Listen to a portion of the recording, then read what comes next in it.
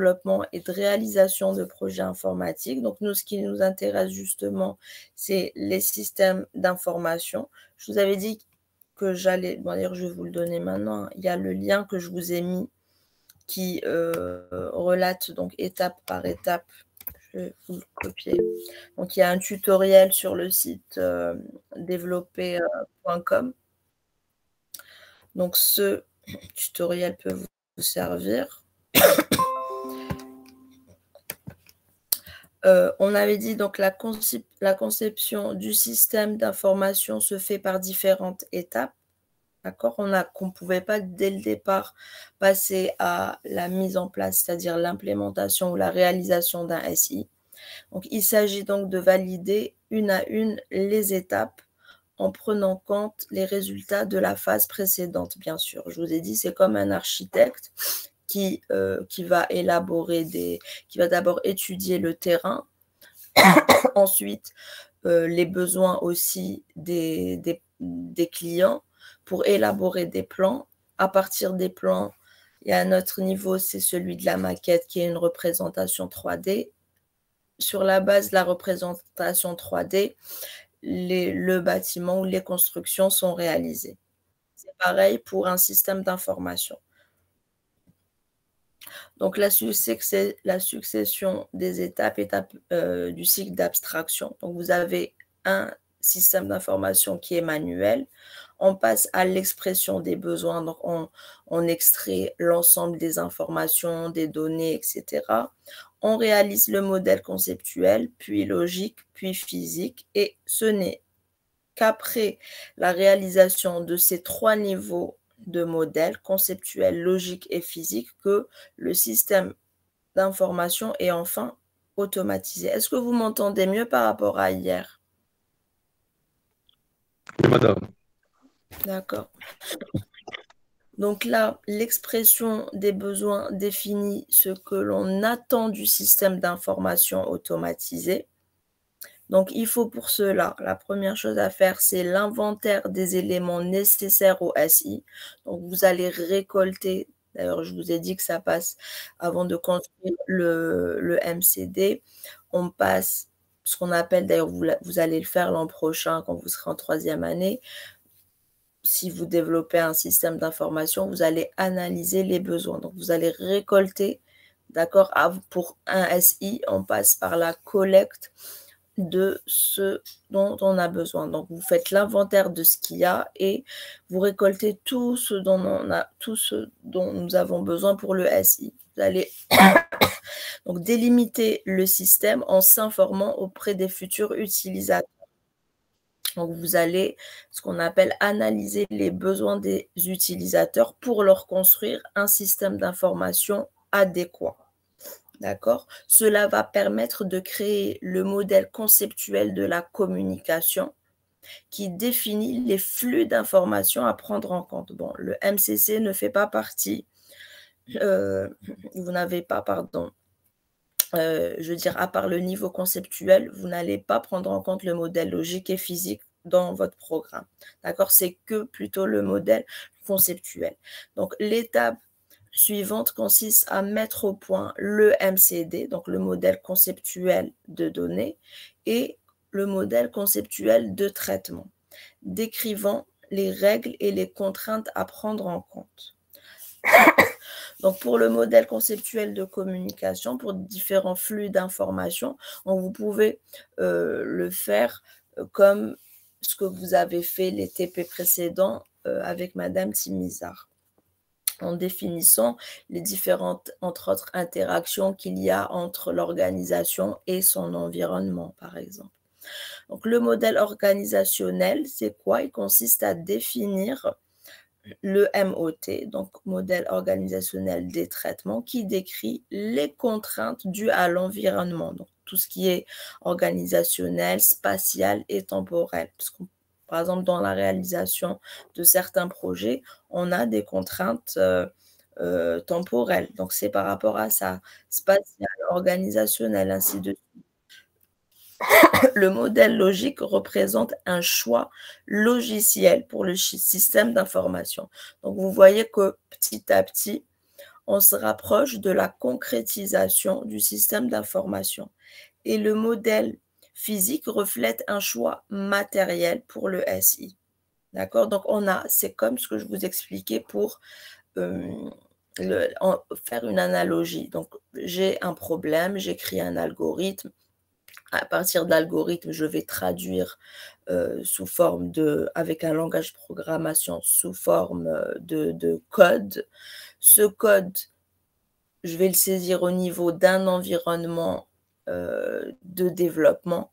Donc, on se rapproche de l'exécution. Donc, on a choisi par exemple, un logiciel, un éditeur, par exemple, Feature IDE pour le développement ou Eclipse pour Java. Donc, j'installe mon environnement. C'est un environnement de développement logique et je me rapproche de ce qui est concret, c'est-à-dire je vais exécuter ça sur machine qui a telle et telle caractéristique avec tel processeur, temps de mémoire, RAM, etc. Donc, c'est la même chose pour un SI. Par analogie, je passe de tout ce qui est abstrait à concret par le niveau de modèle conceptuel qu'on va revoir. Donc, le MCD, c'est quoi? C'est une représentation graphique de haut niveau qui permet facilement et simplement de comprendre comment les différents éléments sont liés entre eux. Faisant partie de Murize, le MCD va décrire les données qui sont utilisées par le SI. Et bien sûr, on l'a vu, leurs relations également. Les informations sont représentées logiquement en utilisant un ensemble de règles et de diagrammes codifiés. Donc, pour rappel, donc on a dit qu'on devait se concentrer sur les entités. Un exemple d'entité, est-ce que vous pouvez me donner un exemple d'entité? Une personne, un étudiant, je sais pas. Voilà, personne. Un exemple de propriété, c'est la liste des données. Le nom de l'étudiant et l'idée, par exemple. Très bien. Est-ce que vous m'entendez avec des fritures ou pas? Parce que là, oui, nous aussi on l'entend avec des fritures. Ah, vous m'entendez moi aussi avec des... Non, on s'entend très bien, mais lui. Ah, d'accord. Donc, les relations qui expliquent et précisent comment les entités sont reliées entre elles. D'accord? Un exemple d'association ou de relation. L'étudiant appartient par exemple à l'université, un truc comme ça. Ou bien Voilà, ou bien étudier à par exemple, l'université. l'étudiant étudie dans une salle de cours. L'étudiant possède, bien enseignant possède étudiant, étudiant possède enseignant. Après, on va préciser avec ou enseigne plutôt. Voilà, on va dire par exemple enseignant, enseigne. Donc la relation, c'est enseigne, étudiant. Et on a aussi la salle de cours. Là, par exemple, on a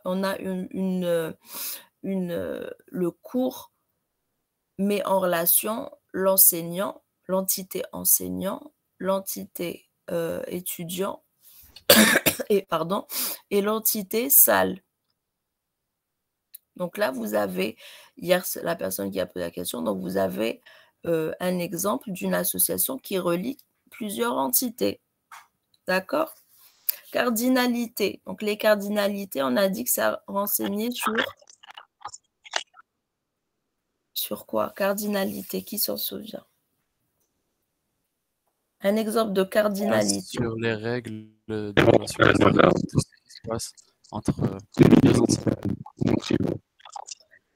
Voilà, donc ça me donne une indication par rapport à l'aspect quantitatif. Par exemple, si je prends enseignants et étudiants qui sont reliés par une association qui est l'enseignement enseigné. Donc, un étudiant peut être enseigné par combien? Plusieurs. Voilà, Plusieurs. par enseignant. C'est-à-dire va avoir au moins un enseignant jusqu'à N enseignants. Et par rapport aussi à l'enseignant, combien est-ce qu'il va avoir d'étudiants? Il peut avoir Un jusqu'à étudiants, donc il va avoir au moins un. Donc si on prend par exemple des cours privés ou autres, donc si on parle d'enseignement, c'est qu'il y a au moins un étudiant, de 1 à n.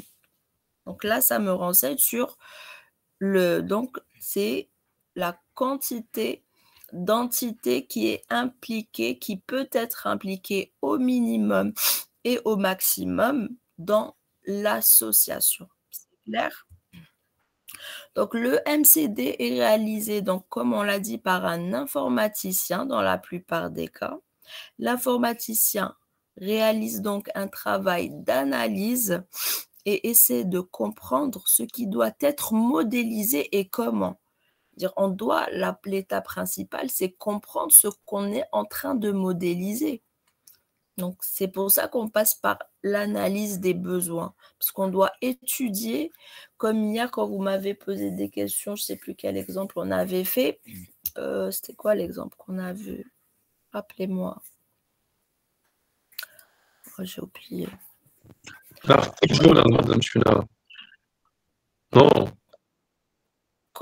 Qu'est-ce qu'on a vu? Rappelez-moi. Article, journal, sujet. Voilà, merci, voilà. Donc, quand on a vu, donc on va revoir d'ailleurs, par rapport aux journalistes et tout. Donc, on avait dit, j'avais une question de je ne sais plus quel camarade, par rapport au fait de rédiger ou pas un article par un ou plusieurs auteurs. Donc, je vous avais dit que c'était en fonction du contexte. Donc, je peux aller au niveau d'un journal où ils vont accepter des co-auteurs pour les articles. Donc, je dois comprendre ça et modéliser ça. C'est-à-dire, dites-vous que votre modèle doit refléter le fonctionnement tel qu'il est au sein de l'organisation pour laquelle vous devez réaliser le SI. D'accord? Donc, vous allez devoir faire ça. Donc là, si je suis au niveau d'un journal où ils acceptent plusieurs co-auteurs, donc dans l'association, je vais préciser ça au niveau de la cardinalité. Si je suis au contraire dans un journal où la rédaction de l'article se fait par un seul et unique journaliste, je vais préciser la cardinalité qui correspond à la réalité, au contexte. Vous comprenez? Donc, les utilisateurs sont très importants. C'est-à-dire, vous devez comprendre comment ça fonctionne pour pouvoir modéliser. Ce sont eux qui connaissent les différents process, les règles de gestion et les données, même s'ils ne l'expriment pas spontanément. D'accord? Il faut échanger avec les utilisateurs, donc poser des questions et comprendre les moindres détails. Bon, quand vous serez mené à faire ça en 3e année, c'est-à-dire quand vous allez avoir un projet de fin d'études, vous allez devoir bien remplir le cahier des charges. On a déjà vu en TP l'importance du client pour justement comprendre et définir les besoins. Mais là, à ce niveau-là, en 2e année, vous allez avoir des textes descriptifs et ce sera à vous déjà d'apprendre un premier exercice qui est celui d'extraire les informations et les données dont vous avez besoin pour votre modèle. D'accord? La personne en charge du MCD doit être capable de modéliser correctement. Cela nécessite des compétences d'abstraction, de synthèse. Pourquoi compétences? Parce que là, si par exemple, je vous donne, comme je vous ai dit hier, bon, je prends un exemple tout simple, parce que cette compétence d'abstraction n'est pas donnée en fait à tout le monde. C'est à force de voir des exemples. Quand je vous donne quelque chose de simple, je vous cite une liste de prénoms, je vous cite Anis, Myriam, Sonia, Shakib, Rami, etc. Vous allez seul avoir la capacité d'abstraire ça et de décider d'introduire la donnée relative à ça, donc qui est le prénom. Donc le prénom que j'associe à un étudiant. Mais sachez que ce n'est pas toujours simple pour extraire les abstractions, pour abstraire un système. Il y a des éléments qui sont plus compliqués à capter. Est-ce que vous comprenez? Donc, doit être capable de modéliser. Cela nécessite donc des compétences d'abstraction et de synthèse. Pourquoi de synthèse? Parce que des fois, vous pouvez être face à des clients qui vont employer le même terme, d'accord? Par exemple, ils vont vous donner la même information, mais de façon différente. On a vu qu'en fait, dans l'exercice de la chaudière, que les choses ont été exprimées, le problème a été exprimé dans la première et dans la deuxième partie de l'exercice de deux façons différentes, avec une autre façon d'exprimer. Donc, c'est à vous d'avoir cette intelligence d'effectuer votre synthèse. Donc, ça nécessite beaucoup de curiosité, savoir se mettre au niveau des utilisateurs. Donc, on se dit, pour un bon informaticien, il doit toujours se mettre à la place des utilisateurs afin de mieux définir. Parce que le but d'un informaticien est justement, comme on a toujours dit, on met le client au cœur. Comme on l'a vu dans les séances de TD où je vous avais montré donc, la vidéo, entre autres, des métiers de DSI, si vous vous en souvenez.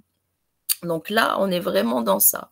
Les compétences techniques sont donc indispensables, certes, les compétences transversales et les soft skills aussi. Donc, avoir une compétence dans le métier informatisé est parfois nécessaire, mais pas indispensable. Beaucoup de modèles conceptuels de données se ressemblent et on retrouve des similarités entre les métiers. Comme je vous ai dit, la gestion de stock, de produits, de clients, les plannings, les commandes, les factures, les devis, les réservations. On peut retrouver des similitudes, même si ces métiers sont différents. Donc, c'est à force, comme on dit, à force de forger qu'on devient forgeron. Donc, c'est à force d'analyser différents modèles, différents contextes, différents besoins d'utilisateurs que vous allez développer votre capacité à développer les différents modèles, à concevoir et les implémenter. Donc, les étapes de création. Donc, on a dit tout d'abord, il faut obtenir les règles de gestion du besoin à informatiser. Par exemple, un étudiant a un matricule, un nom, un prénom.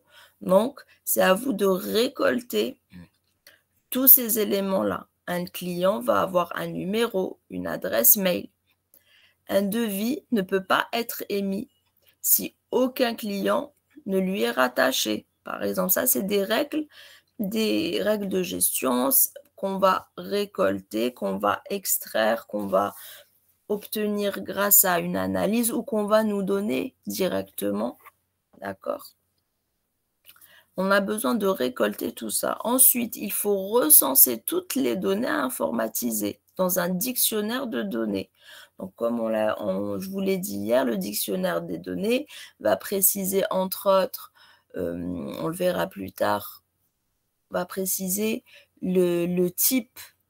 Par exemple, si je prends un matricule, il peut être je peux décider qu'il soit numérique ou même alphanumérique si je veux insérer les initiales des étudiants ou des employés. Le nom, donc on a des caractères, donc c'est les lettres de l'alphabet qu'on va utiliser. Le matricule, on peut utiliser, comme je vous ai dit, soit un code numérique, soit alphanumérique, etc. Donc, on va préciser tout ça dans le dictionnaire de données. L'étape d'après consiste à comprendre les relations et les dépendances entre les données. On a vu qu'il ne suffisait pas de détecter les entités, mais que ces entités-là devaient être reliées. C'est le but même d'un système d'information, c'est qu'on a des liens qui sont définis entre ces entités-là. Donc, ces liens de dépendance vont préciser qu'il y a ou pas des relations, d'accord? Ou pas qu'il y a ou pas, je veux dire on va relier uniquement, excusez-moi, les entités qui ont des relations. Donc, celles qui n'ont pas de relation entre elles ne seront pas associées.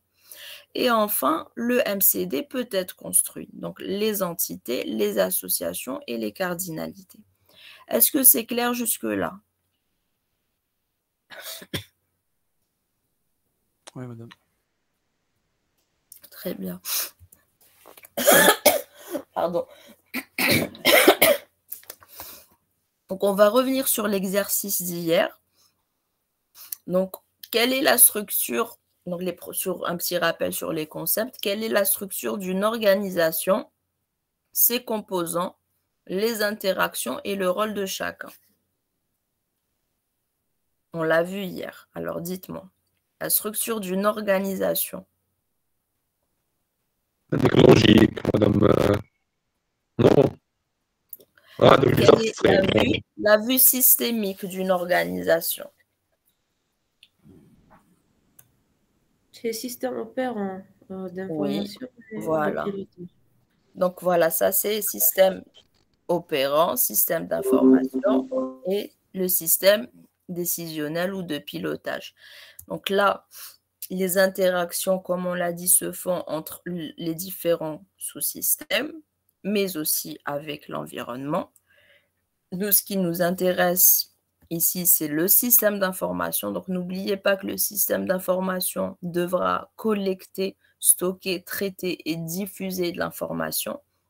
Par conséquent, le MCD qu'on va élaborer devra justement permettre de collecter, de stocker, etc., toutes ces informations. Donc, c'est la base parce que c'est à partir de ce modèle conceptuel que l'implémentation plus tard se fera. C'est-à-dire que c'est à partir de là qu'on va passer, qu'on va traduire ça sous forme de base de données. Bon, ça ne se fait pas directement. Bien sûr, il y a des règles de passage. Donc, on verra le deuxième semestre comment justement, à partir d'un modèle, par exemple, d'un modèle conceptuel, on peut passer à une implémentation d'une base de données qui, elle, justement, nous permettra de stocker ces données.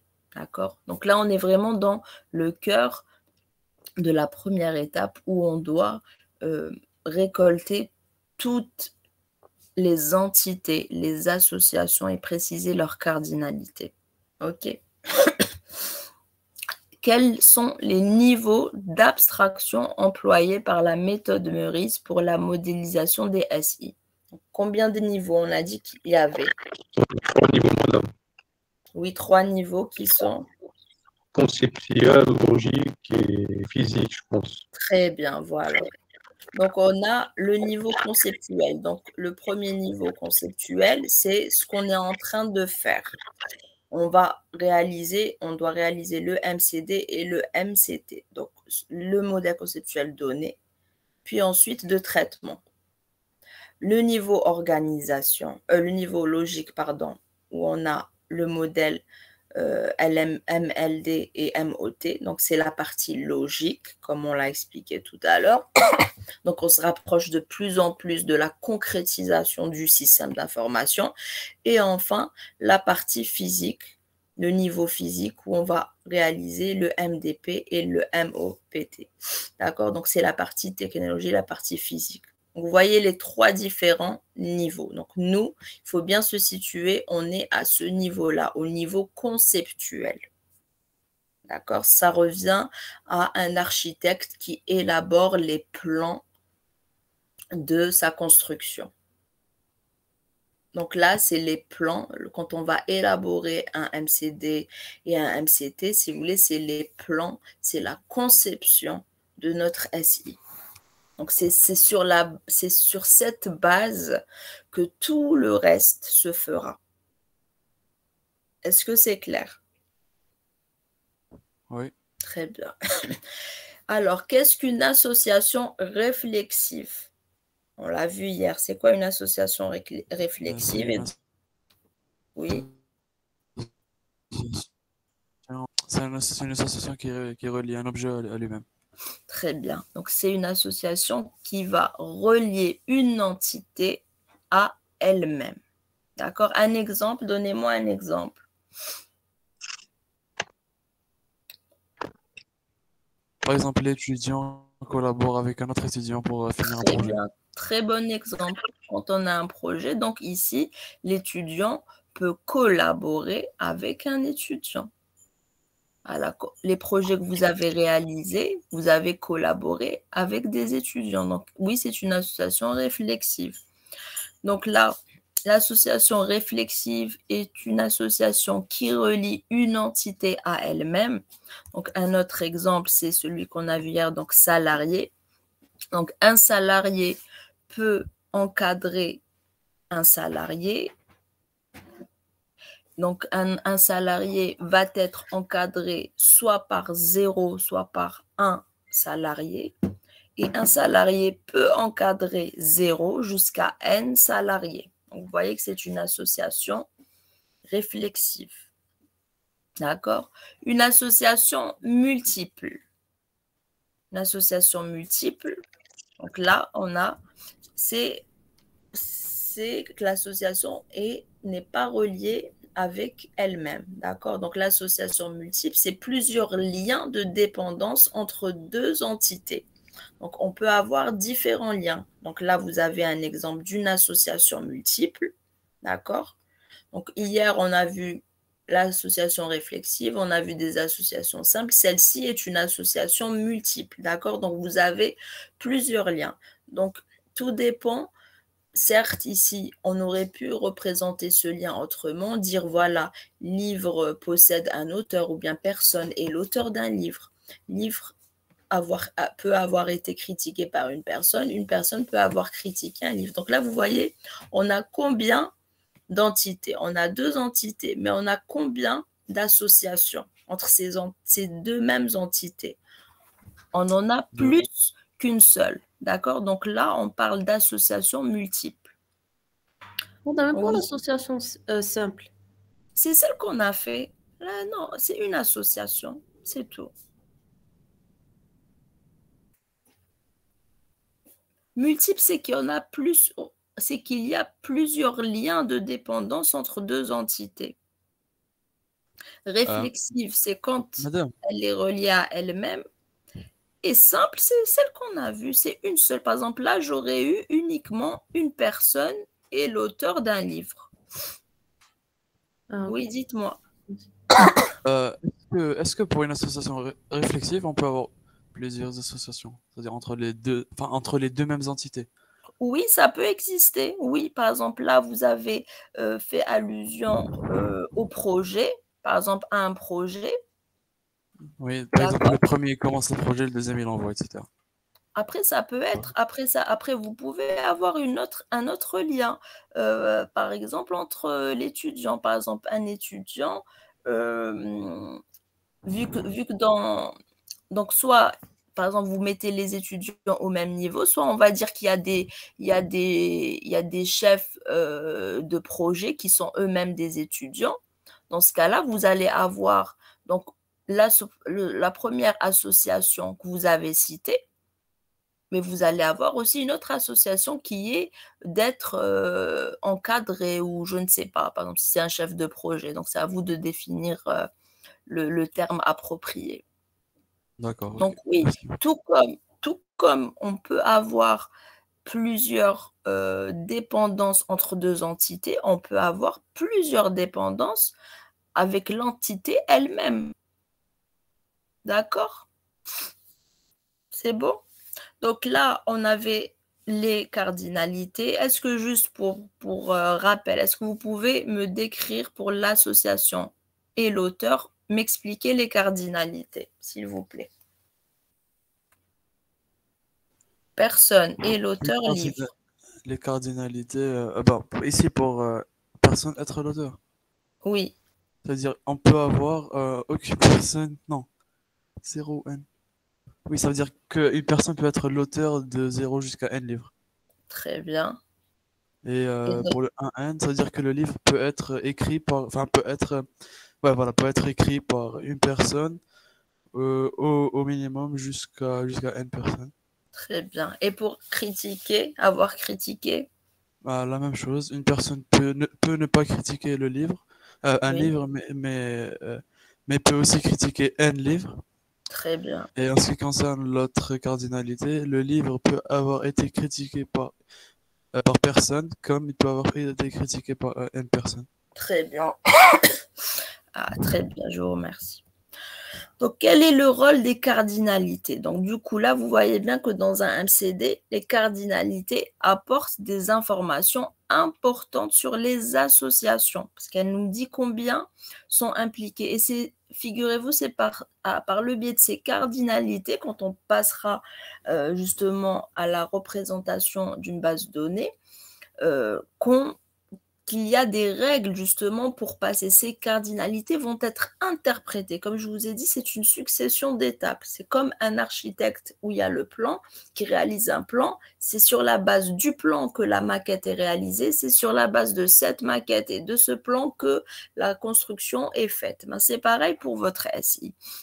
Donc, c'est très important de préciser correctement ces cardinalités parce qu'elles vont avoir un impact sur votre base de données. D'accord? Donc, c'est très important de ne pas vous tromper dès les premières étapes. Donc, elles permettent d'ajouter des précisions quantitatives de chaque côté de l'association.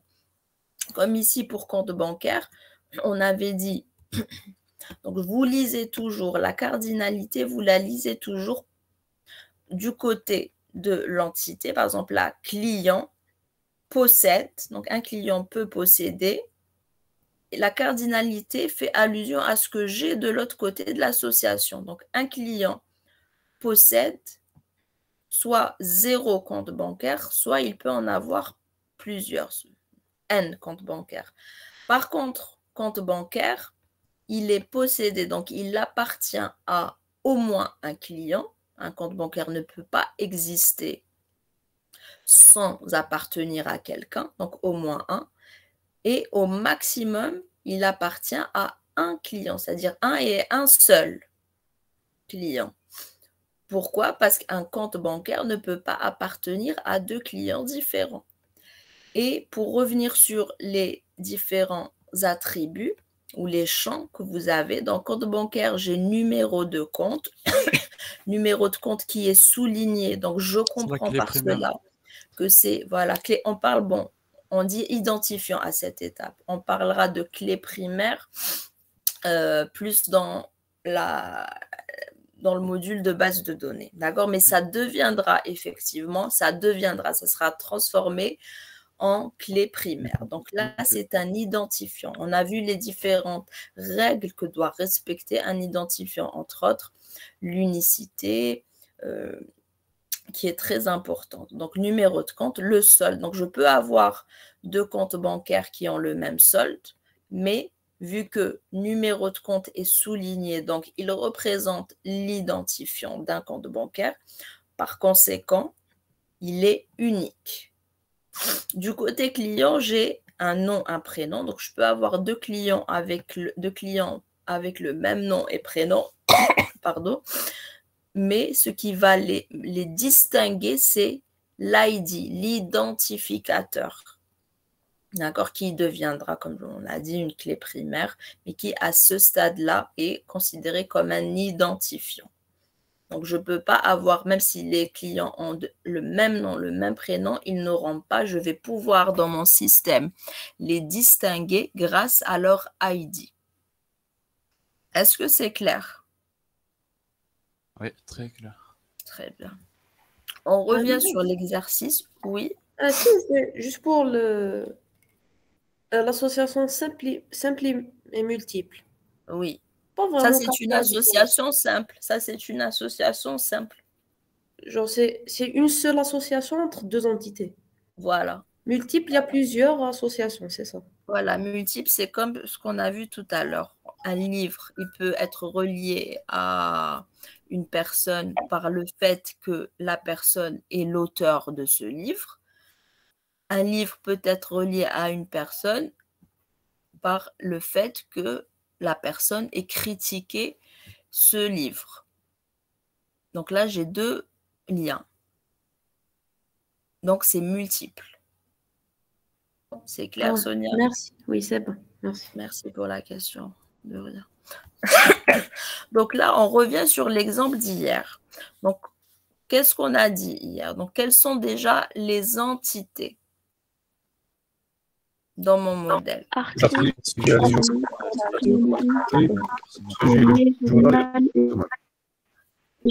Très bien. Donc, on a article, journaliste, personnalité, domaine, journal et sujet. Ça, c'est mes entités. Quels sont les identifiants de chaque entité? Pour article, aussi le Numéro quel est mon article. identifiant? Numéro article. Donc, un article possède comme caractéristique un titre, un contenu et un numéro d'article qui va me permettre de l'identifier de façon unique. Un journaliste possède un nom, une date de naissance. Le ID va me permettre de l'identifier de façon unique. La personnalité.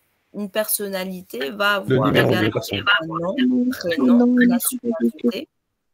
Il y a un écho de ma voix, je ne comprends pas. Je ne sais pas c'est quel. Est-ce que vous pouvez juste, s'il vous plaît, parce que j'ai un retour. Merci.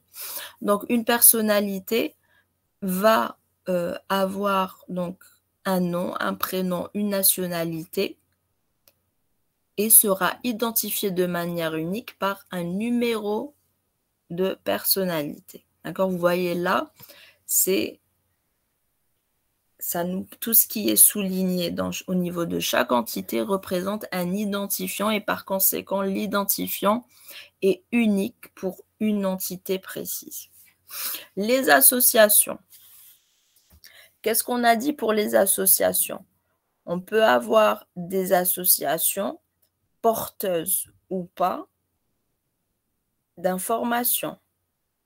Ici, qu'est-ce qu'on a? Quelle association est porteuse? Comment, madame?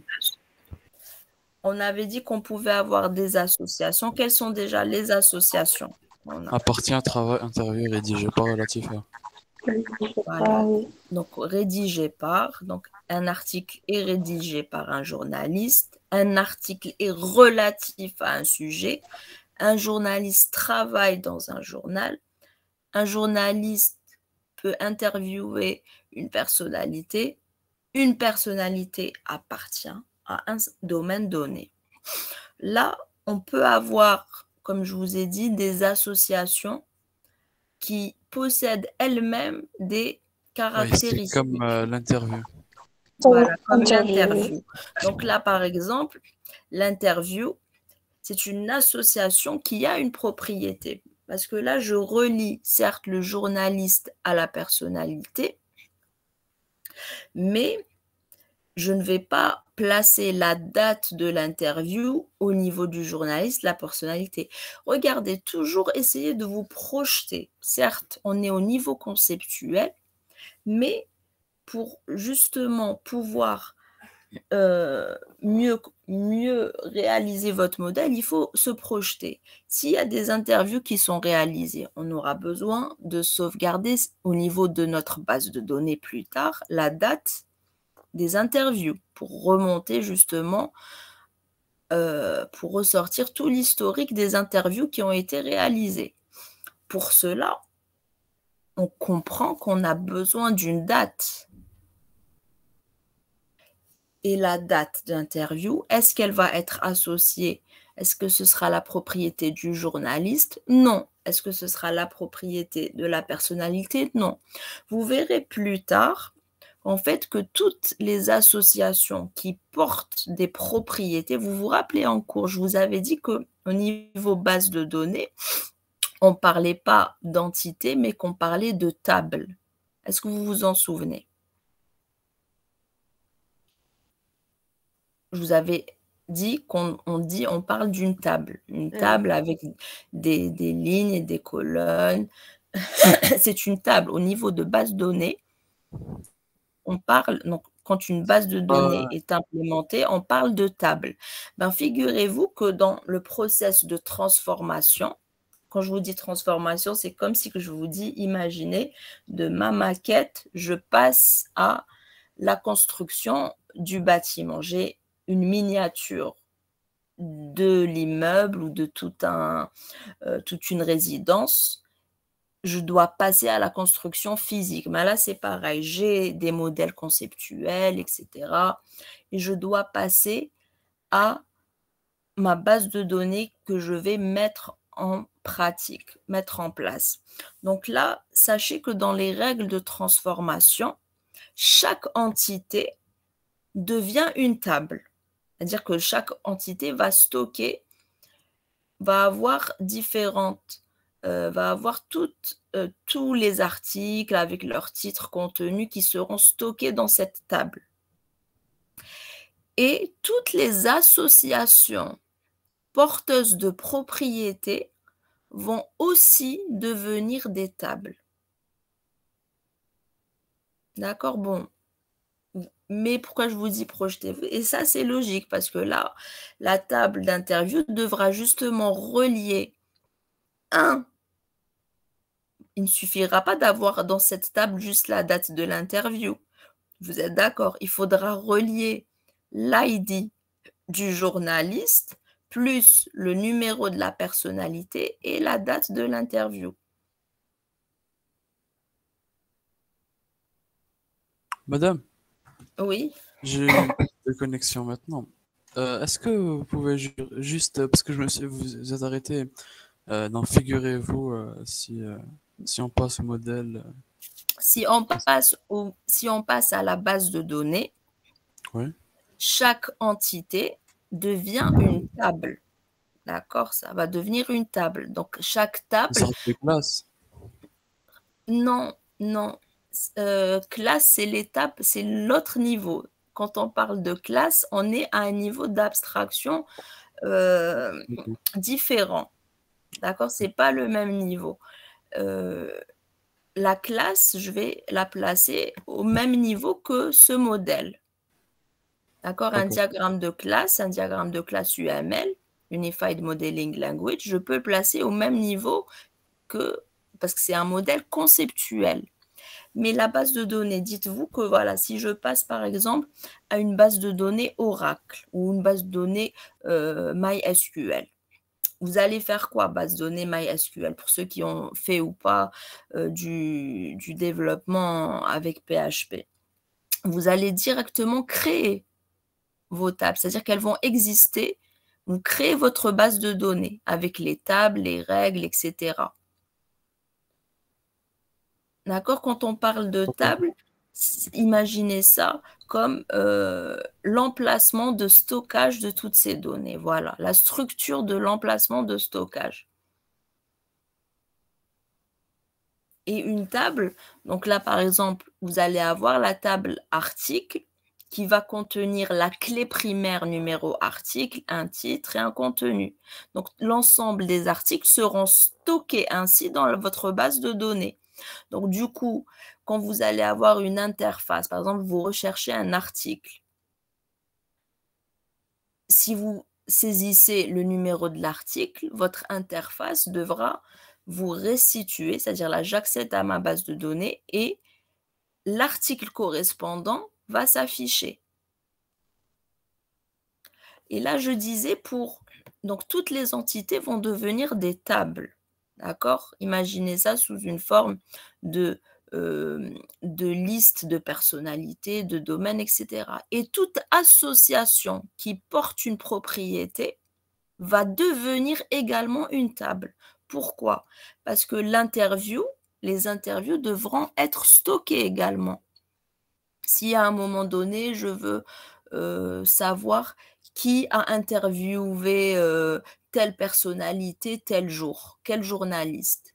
Je vais taper cette requête et ma base de données devra répondre à cette requête. Vous êtes d'accord? C'est l'objectif d'un SI. L'un des objectifs d'un SI. Il doit collecter, stocker, diffuser les informations. Vous êtes d'accord ou pas? Oui, madame. Très bien. Donc là, les interviews, j'aurai une table également d'interviews. Mais cette table, je ne vais pas Parce que vous êtes d'accord que chaque table ou chaque entité à ce niveau-là a besoin d'un identifiant. Au niveau de la base de données, on va parler de clé primaire. Donc, chaque table devra posséder sa clé primaire. Donc là, est-ce que, selon vous, la date d'interview peut servir d'identifiant ou de clé primaire? Oui, on le fait pas genre juste pour. Pour Non, l'association, oui. non, elle ne peut pas. Mais madame, Oui, si on, par mais exemple, elle ne peut pas servir d'identifiant unique. Parce que si je vous donne, imaginez, par exemple, aujourd'hui, le 20 décembre, il y a eu 10 interviews. Donc, du coup, ces 10 Elles interviews auront ont la eu même lieu la date. même date. Ah oui. Très bien, elles auront la même date. Et le but, on a dit, c'est quoi d'un identifiant? C'est d'identifier de manière unique. Oui, l'unicité. Ça veut dire que pour identifier de manière unique, j'ai besoin de l'ID du journaliste, du numéro de la personne, la personnalité qui a été interviewée. Oui, madame, oui. sauf que si on prend pas en compte la date de l'interview, et on dit par exemple que, d'accord, l'ID du journaliste, il a interviewé cette personne, etc. Oui. Par exemple, différentes personnes, mais on peut pas savoir quand est-ce que ça a été fait. Donc c'est là que Voilà, rentre, enfin c'est là où la rentre. date, exactement, rentre la Donc date. est-ce qu'on peut pas genre les concaténer les trois? Ça veut dire on a l'ID, on a Mais, la date et le numéro de la personne pour avoir un seul code unique mais d'hadik c'est ce l'interview le même jour. Enfin, vous venez de dire exactement, vous venez d'énoncer sans le savoir, Shakib, une règle de passage justement du modèle entité-association à un modèle où vous allez représenter votre base de données. C'est une d'accord. règle. Il y a une règle qui vous dit que quand vous avez une association porteuse de propriété, elle se transforme en table et la clé devient la concaténation des propriétés. D'accord, ok. Donc, qui dit propriété, c'est la concaténation. Ici, je ne vais pas prendre toutes les Des identifiants, propriétés. bien sûr, bien. Voilà, je vais prendre les identifiants, bien sûr. Donc, vous avez bien compris le principe. C'est effectivement une règle qui dit qu'on doit, pour passer de ce modèle à l'autre, on doit transformer toutes les associations porteuses de propriétés deviendront des tables et nous devrons concaténer ces propriétés-là et de part et d'autre prendre uniquement dans la concaténation les ID. Donc ID du journaliste et numéro de personnalité qu'on va ajouter à la date de l'interview. D'accord? Bon, ce n'est pas l'objet aujourd'hui, mais c'est juste pour que vous ayez, Mais c'est une petite réflexion qui m'est passée par. voilà, c'est une petite réflexion, voilà. Donc là, par contre, les entités qui n'ont pas qui ne sont pas porteuses de propriété sont traduites autrement. Voilà, là, j'ai juste ouvert une petite parenthèse sur ça. Pourquoi? C'est pour montrer l'importance qu'il y a dans les premières étapes. Ces étapes préliminaires sont très importantes parce que si vous oubliez dans votre modèle conceptuel de données d'intégrer la date d'interview, cela veut dire que en fait, dans votre base de données plus tard, il faut se projeter. Vous n'allez pas pouvoir accéder aux interviews qui auront été réalisées. Vous comprenez ou pas? Ouais, S'il y ouais. a une interview pour que je puisse justement avoir trace de tout ça, je dois avoir. Il est quelle heure? Il n'est pas. Ah, ça va, on a encore le temps. À quelle heure vous commencez avec Madame Timizar? Je pense 9h30. À 10h, normalement. D'accord, ça va, on a le temps de finir. D'accord, donc là, c'est très important. Les étapes préliminaires à la réalisation de la base de données sont vraiment importantes parce qu'il ne faut pas louper certaines choses. Parce que là, ce qu'il faut savoir, les associations ne seront pas transformées en table, donc il y a des règles à suivre. Mais si vous loupez, par exemple ici pour la date d'interview, que vous ne l'intégrez pas dans votre modèle conceptuel de données, il y aura un souci plus tard. Vous allez rencontrer un problème. Donc, il vaut mieux s'attarder sur cette étape et construire un bon modèle cohérent et reflétant le réel fonctionnement par rapport au contexte que vous êtes en train d'étudier. Donc, on a dit, on a des associations non porteuses de propriété. Donc là, pour justement compléter tout ce qui est cardinalité, on vous a donné un ensemble de règles. Mais allez, ça va vous faire une petite révision. Donc ici, si je veux dire qu'un article est rédigé par un seul journaliste, un seul journaliste, qu'est-ce qu'on met et où?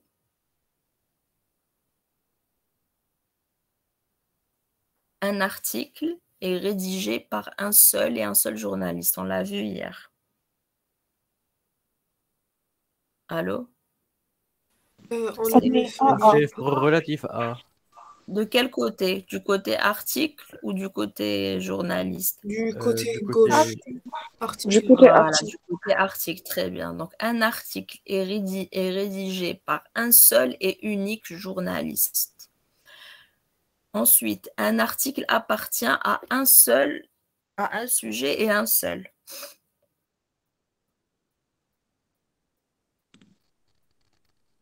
C'est l'association relative à, déjà.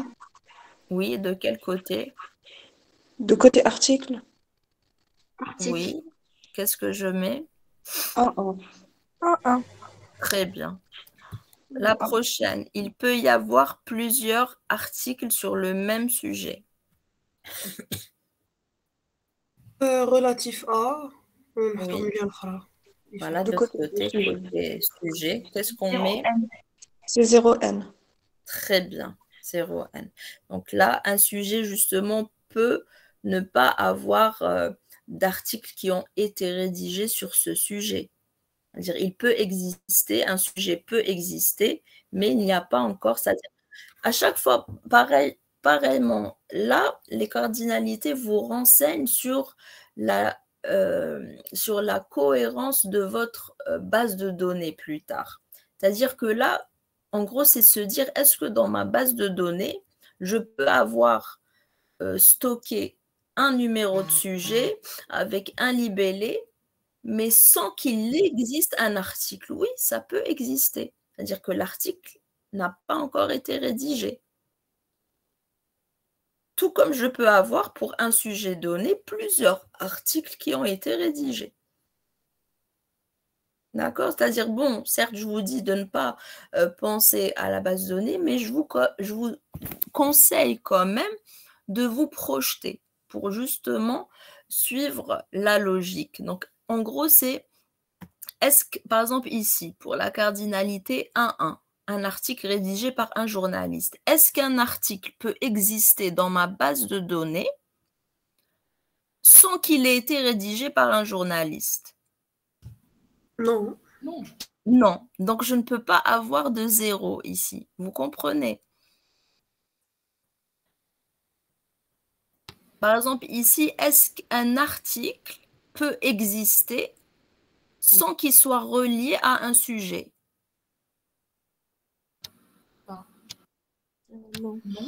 Non, un article, si j'ai un article, il y a au moins un sujet de quel parle cet article. Mais est-ce qu'un sujet peut exister sans qu'il n'y ait encore d'article rédigé? Oui. Donc, je peux ici avoir 0. Donc, il peut exister, c'est-à-dire il peut y avoir 0 article sur ce sujet. Je vous donne ces astuces-là pour justement compléter vos connaissances une fois que vous réalisez le modèle. D'accord? Alors, une personnalité peut être interviewée plusieurs fois. Comment je traduis ça? La cardinalité va être du côté de personnalité. Et une personnalité, elle peut ne pas être interviewée, mais elle peut l'être aussi plusieurs fois. Donc, c'est 0N. 0N, oui. Très bien, très bien. Donc, effectivement, une personnalité ne peut exister sans avoir été interviewée. C'est-à-dire, elle peut être insérée dans ma base de données, d'accord? Elle va exister dans ma base de données, mais elle n'aura pas encore été interviewée, tout comme elle peut avoir été interviewée plusieurs fois. Un journaliste ne peut pas travailler dans plusieurs journaux.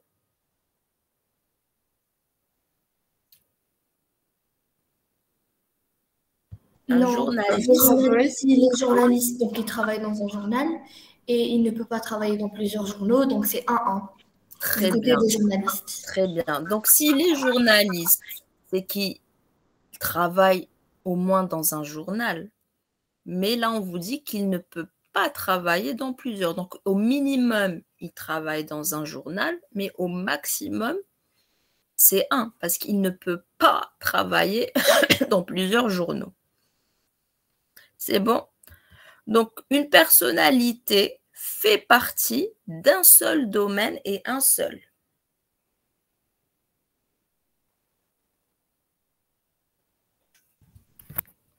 Appartient.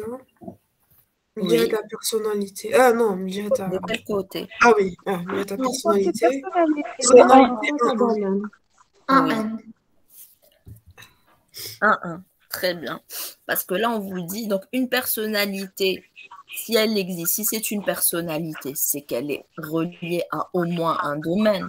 Elle ne peut pas être, je ne peux pas dire que telle personne est une personnalité si elle n'est reliée à aucun domaine, que ce soit le domaine de la politique ou le domaine artistique ou le domaine médical, etc.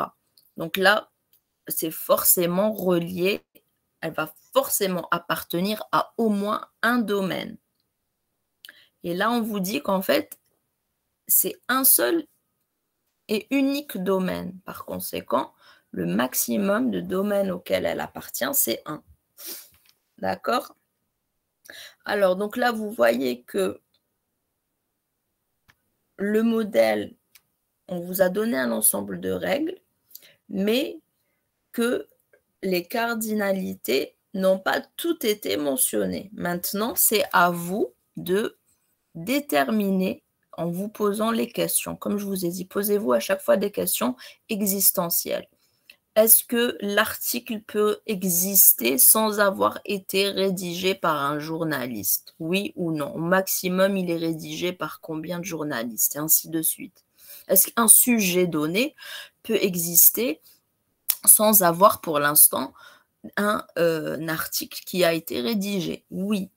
Est-ce qu'une personnalité peut n'appartenir à aucun domaine? Non, c'est pas logique. Donc, une personnalité va appartenir à au moins un domaine. Et là, on vous dit au maximum 1. Est-ce qu'on peut dire qu'un journaliste travaille dans 0 journal? Non.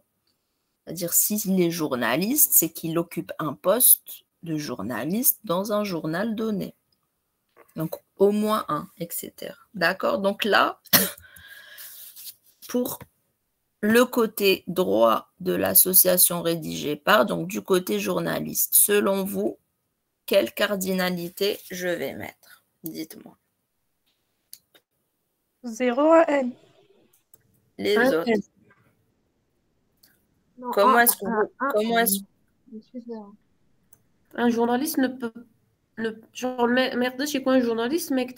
Non, il ne rédige pas d'article. Oui, très bien. C'est-à-dire, s'il est journaliste, c'est qu'il a... Il doit forcément rédiger. Voilà, moins c'est qu'il un a article. rédigé au moins un article, au moins. Parce qu'il a, même s'il est nouveau, il va rédiger un article. Donc, au maximum, il peut en avoir rédigé plusieurs. Très bien.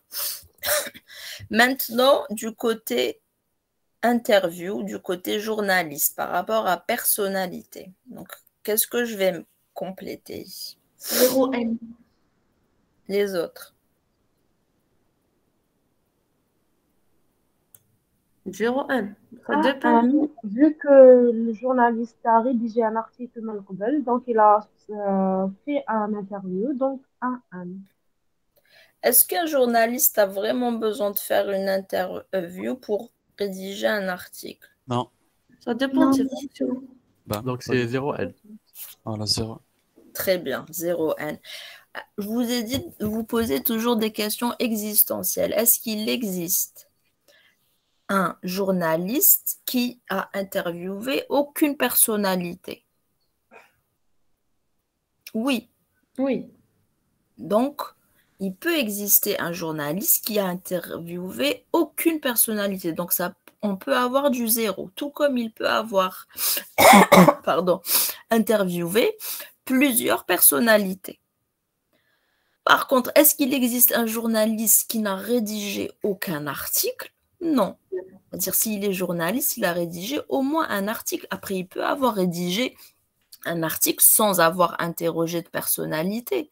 Voilà, moi, je décide, par exemple, de faire un article sur le réchauffement climatique.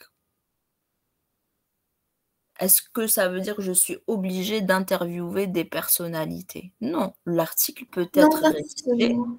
Voilà, peut être rédigé sans avoir interviewé des personnalités. Est-ce que ça commence est-ce que vous commencez à comprendre le principe? Comment construire ça?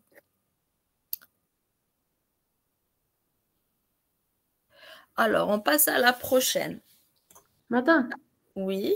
j'ai une question par rapport à Oui. l'interview. Si on n'insère pas, on aurait des problèmes de quel type, par exemple, dans le futur, comme vous l'avez dit?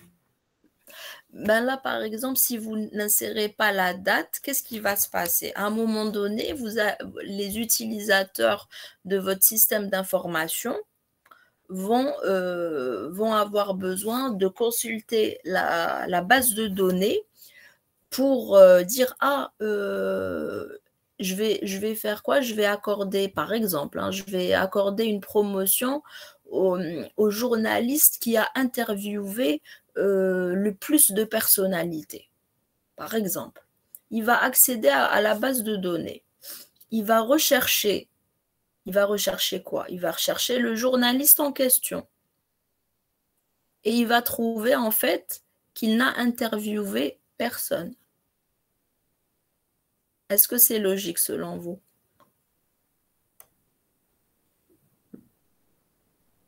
Oui. Non, je veux dire un journaliste qui a concrètement déjà interviewé des personnalités et je trouve dans ma base de données qu'il n'a interviewé personne. Non. Non, je ne peux pas. Ce serait incohérent. C'est-à-dire je n'aurais pas accès à l'historique des interviews.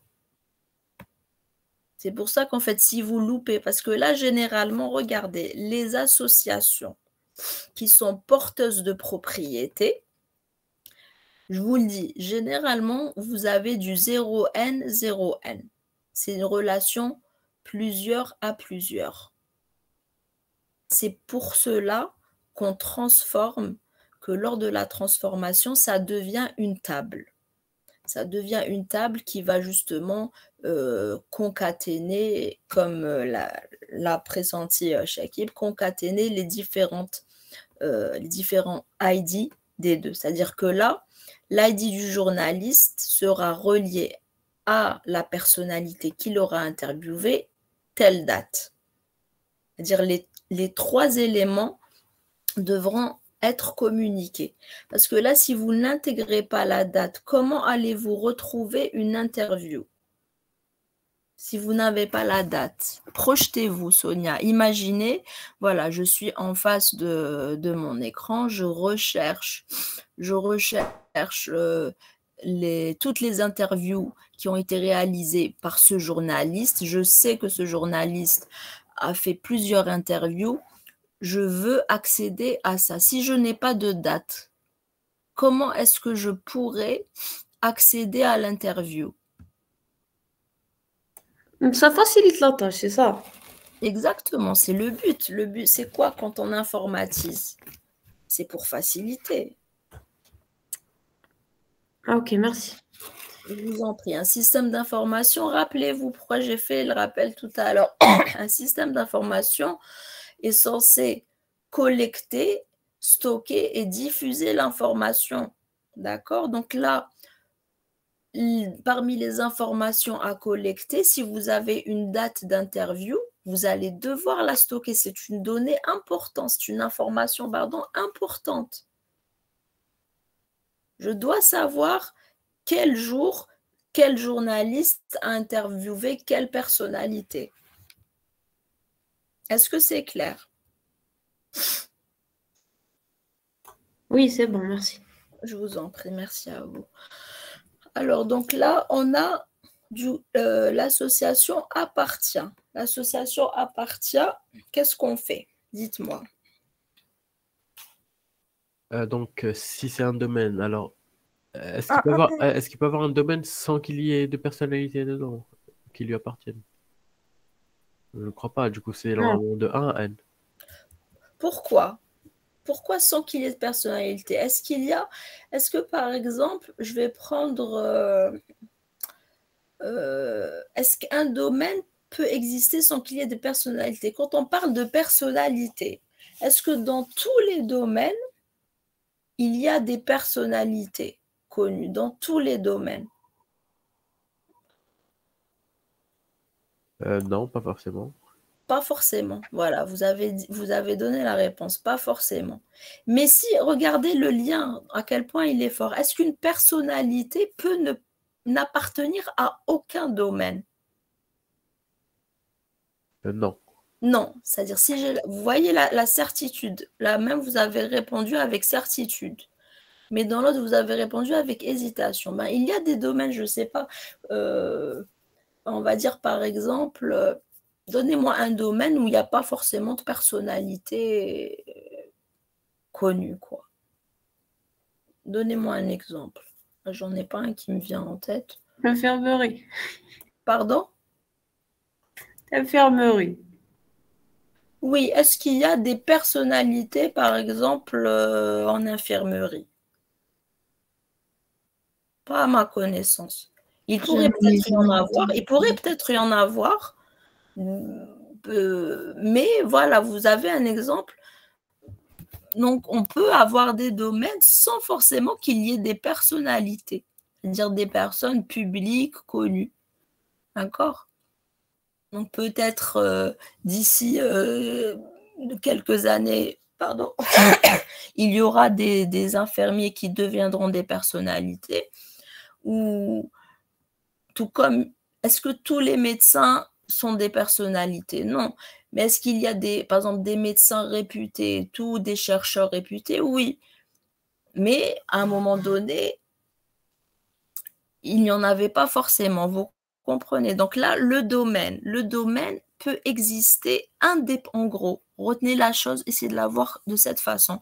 Le domaine peut exister en dehors du fait qu'il ait des personnalités ou pas dans ce domaine. Par contre, si la personnalité existe, elle appartient à au moins un domaine. Est-ce que c'est plus clair, dit de la sorte? Ah oui. Genre, l'existence d'un domaine dépend pas de l'existence d'une personnalité. Très bien, voilà. C'est pour ça que je vous ai dit, posez-vous des questions existentielles. Est-ce que l'article peut exister sans le journaliste? Non.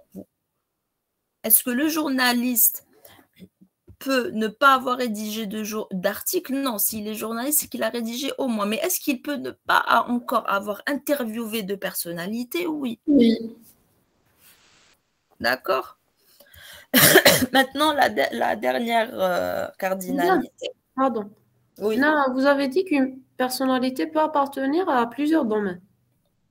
Non, j'ai dit au moins un. Mais là, on vous a donné dans les règles. Elle appartient à un seul, c'est-à-dire dans leur conception. Une fois de plus, ça rejoint le principe de l'article.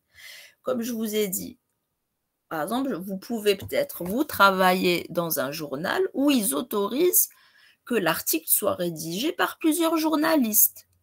D'accord? Vous pouvez travailler dans un journal où les personnalités qui vont interviewer, qui vont décider d'interviewer, ou ils vont se limiter à des personnalités qui, dans les articles qu'ils devront concevoir ou écrire, vont appartenir à un seul et unique domaine. Mais concrètement, par exemple, moi, avec le fait de dire qu'une personnalité appartient à un seul et unique domaine, moi, je ne suis pas très d'accord avec ça parce qu'on peut avoir, par exemple, une personnalité qui est en même temps dans le Qui domaine, dessine et qui fait du jour. voilà, qui peut être dans le domaine médical et dans le domaine artistique. Pourquoi pas? Vous Polyvalente. comprenez? Voilà, polyvalente. Mais après, peut-être qu'elle appartient à plusieurs domaines, mais qu'elle est justement réputée, peut-être c'est ce qu'ils veulent dire par cette règle-là, c'est qu'elle est peut-être dans le domaine médical et le domaine artistique, mais peut-être qu'elle est réputée dans le domaine artistique et non dans le domaine médical. Donc, elle est considérée comme une personnalité du domaine artistique, mais pas du domaine médical. Vous voyez ces différents angles de vue. Donc, dans cette conception, je suppose qu'ils ont imposé cette règle dans cet état d'esprit. Parce que pour être une personnalité dans, dans deux domaines, à moins d'avoir un prix Nobel ou peut-être, je ne sais pas, mais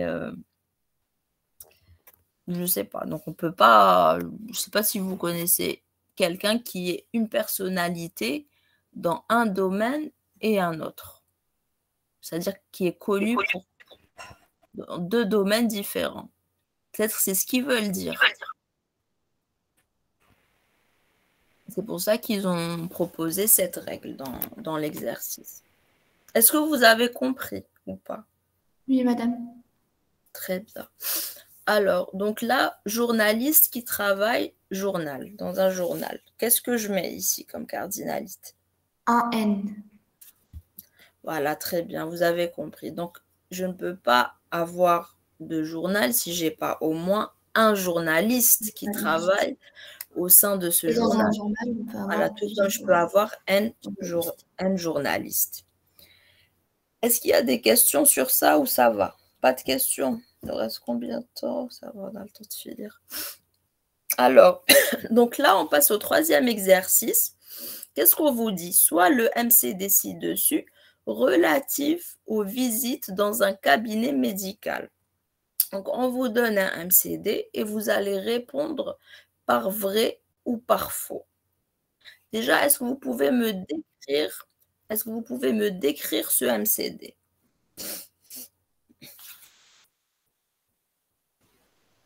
Alors, on a Alors, 4 entités. Médecin, consultation, patient et médicaments. Oui, donc on a 4 entités, médecin, consultation, patient et médicaments. Très bien. On a 3 associations. Oui. Parmi les associations, qu'est-ce que vous constatez? Comment ça? Les associations, qu'est-ce qu'elles ont comme particularité? Est-ce qu'elles sont porteuses ou pas? Alors, on a une association porteuse. Qui est? Prescrit. Voilà, donc prescrit, donc une prescription. Justement, quand on a une prescription, donc c'est une consultation médicament, on doit donner une posologie. D'accord? Alors, donc là, on va répondre ici par vrai ou par faux. Un patient peut-il effectuer plusieurs consultations? Oui, madame. Oui, madame. Oui. Pourquoi? Justifier. Parce que la cardinalité entre du patient et de la prise, elle est entre 1 et N, donc il peut faire plusieurs.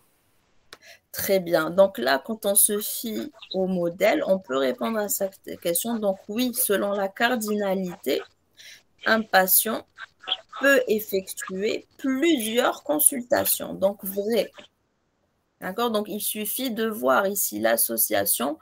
Donc patient avec consultation. Donc un patient va avoir donc au moins, s'il est patient, il va avoir au moins une consultation, d'accord?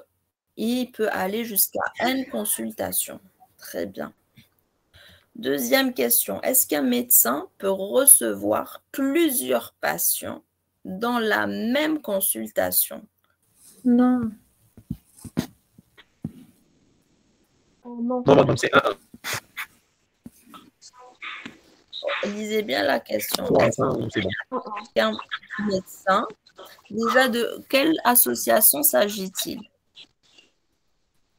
Consultation. C'est fait, oui, madame. Fait, madame. Regardez. Ça fait 0. Médecin. Dans prise. Médecin. Est-ce que médecin, il est relié directement à patient? Non. Non, il y a consultation. Il est relié par consultation. Donc, il vous suffit de suivre l'acheminement des cardinalités. D'accord? Donc, un médecin, Il peut faire il une va faire, consultation. voilà, il peut faire une seule. Et donc, quand on parle ici, un médecin, il peut faire certes plusieurs Plusieurs consultations, consultations, mais comme la consultation ne peut prendre qu'un patient en même temps, donc le médecin ne peut pas prendre plusieurs patients en même temps. Très bien. Répétez, Shakib. Très, très bien. Le médecin peut prendre, enfin, peut faire plusieurs consultations, mais comme la consultation est à la cardinalité 1-1 en ce qui concerne l'association prise, donc en une seule consultation, le médecin ne peut prendre qu'un seul patient. Très bien. Par conséquent, est-ce que là, c'est vrai ou faux qu'un médecin peut recevoir plusieurs patients dans la Non, même c'est consultation? Non, c'est faux. C'est faux. Vous avez compris? Donc, même quand vous n'avez pas un lien direct, suivez la logique des cardinalités, suivez l'acheminement. D'accord? Vous avez ici la cardinalité 1-1 du côté consultation pour l'association médecin fait consultation et vous avez la cardinalité 1-1 entre consultation et patient prise. Ça veut dire du coup que le médecin ne peut pas recevoir plusieurs patients dans la même consultation. Donc pour la justification, c'est les cardinalités de part et d'autre de la consultation qui ne prend en charge qu'un seul et unique patient. Est-ce que c'est clair? C'est bon? Oui. Très bien. Alors, peut-on prescrire plusieurs médicaments dans une même consultation? Est-ce qu'on peut prescrire plusieurs médicaments dans une même consultation? Oui. Oui. Oui. Oui, on peut prescrire Pourquoi de 0 justifier? jusqu'à 1. On On a appelle la cardinalité. consultation, la cardinalité, c'est 0 pour la prescription, c'est-à-dire on peut ne pas prescrire de médicaments comme on peut prescrire plusieurs. Très bien, donc vrai. Très bien. Donc ici, vous suivez la cardinalité. Donc effectivement, le MCD nous renseigne sur le fait qu'il est possible de prescrire plusieurs médicaments dans une même consultation. La prochaine, deux médecins différents peuvent-ils prescrire le même médicament? Deux médecins différents peuvent-ils prescrire le même médicament? Donc là, vous allez passer par quelle association? C'est quoi qui relie médecin à médicament? C'est fait et prescrit. Fait et prescrit. Oui, donc là, très bien, donc vous passez par l'entité. Donc là, quand vous suivez la même logique que l'exemple précédent qui reliait médecin, consultation et patient, donc est-ce que selon ce modèle, deux médecins différents peuvent prescrire le même médicament?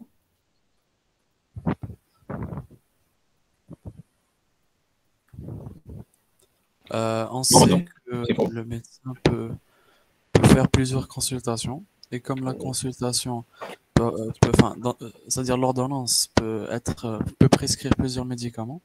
Oui. En conséquence, plusieurs médecins, deux médecins peuvent prescrire le même médicament aléatoirement. Très bien, très bien. Donc c'est vrai. Est-ce que vous avez compris? Donc là, quand vous suivez cette logique, effectivement, donc vous pouvez avoir deux médecins différents qui vont prescrire donc aléatoirement, vu qu'ils peuvent prescrire justement plusieurs médicaments, d'accord? Donc du coup, vous pouvez tomber sur un cas où vous allez trouver deux médecins différents qui auront prescrit le même médicament.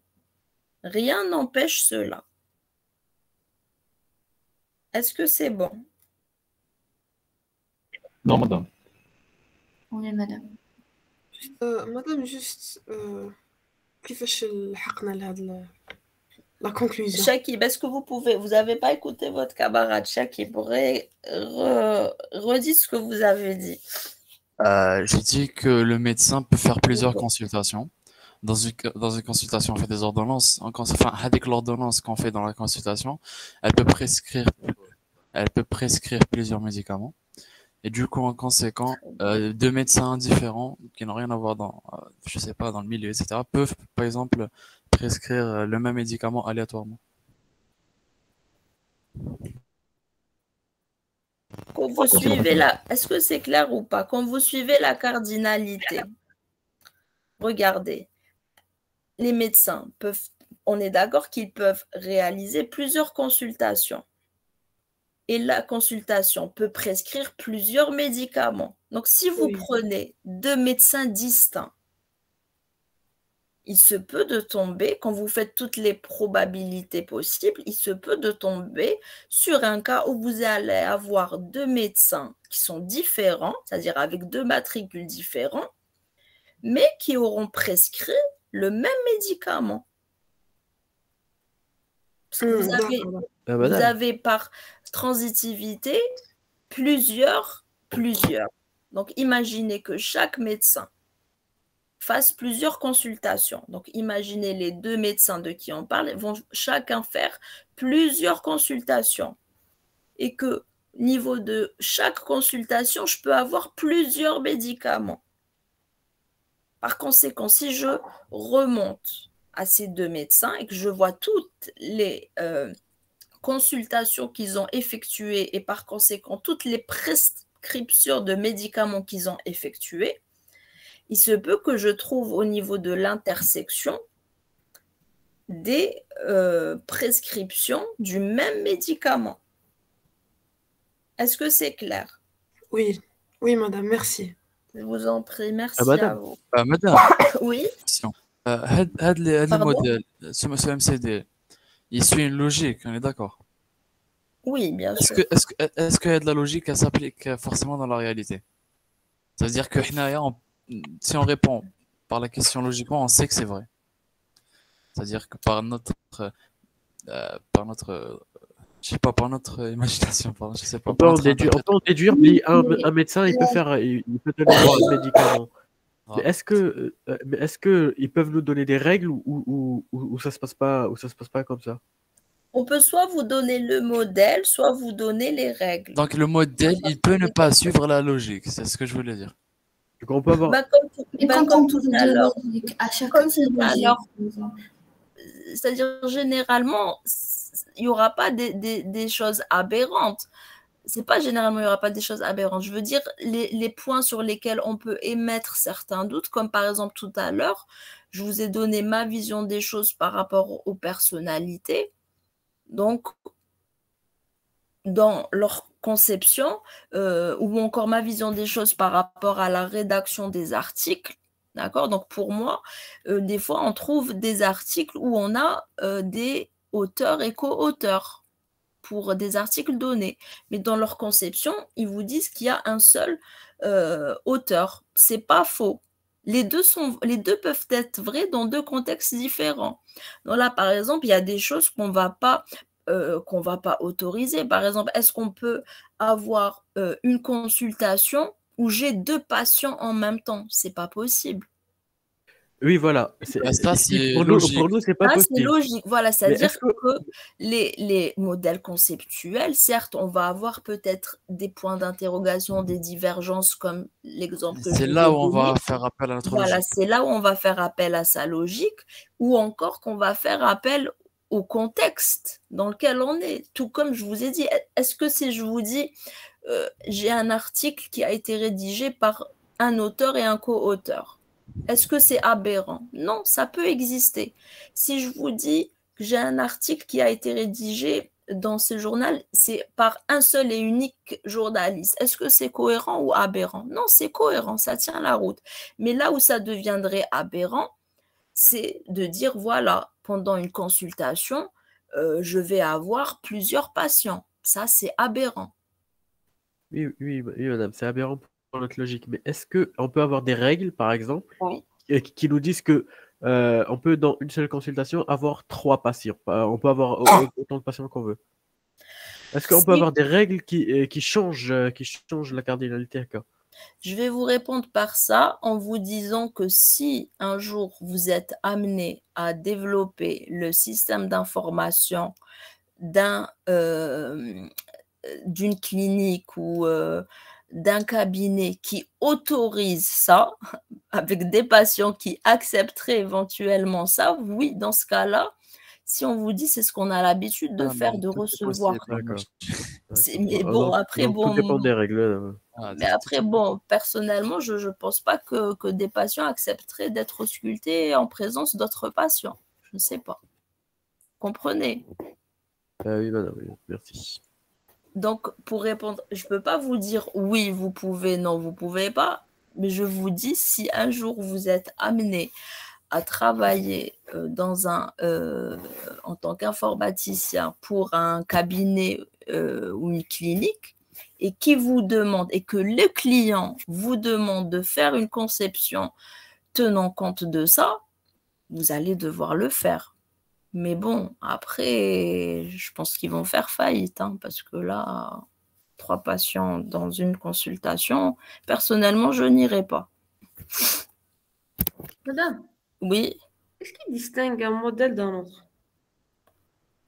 On a Meurice, c'est ça? Oui, on est dans Meurice, là, le MCD, oui. J'ai pas compris votre question, Sonia, excusez-moi. Comment on distingue un modèle? Genre, disons, je sais pas, c'est qui va dire dans le modèle. Genre, dans ce modèle, ils nous ont donné telle règle. Oui, ça, c'est un modèle. Ça, c'est un MCD. C'est les règles qui définissent le modèle, ou pas? Mais ce modèle conceptuel sous-entend des règles. Il sous-entend. Quand vous avez ici la cardinalité 1-1, c'est que cette cardinalité suit une règle. Cette règle dit qu'une consultation est faite par un seul et unique médecin.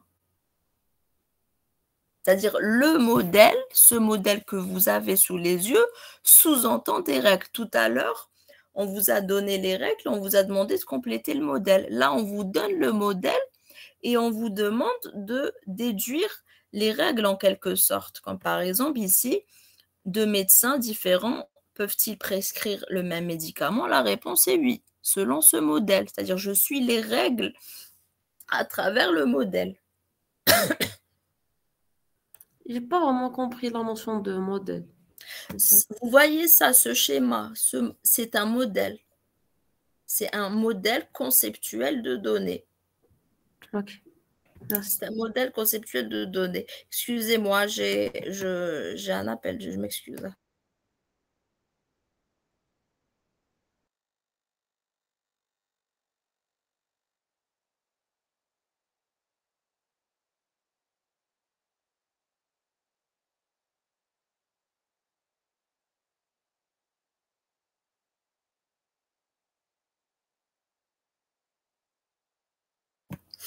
Allô, pardon.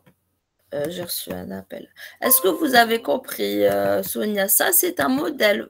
C'est quoi MCD? Ça veut dire quoi MCD, Sonia? Modèle conceptuel de données. Oui, donc c'est un modèle. Oui, merci. Je vous en prie.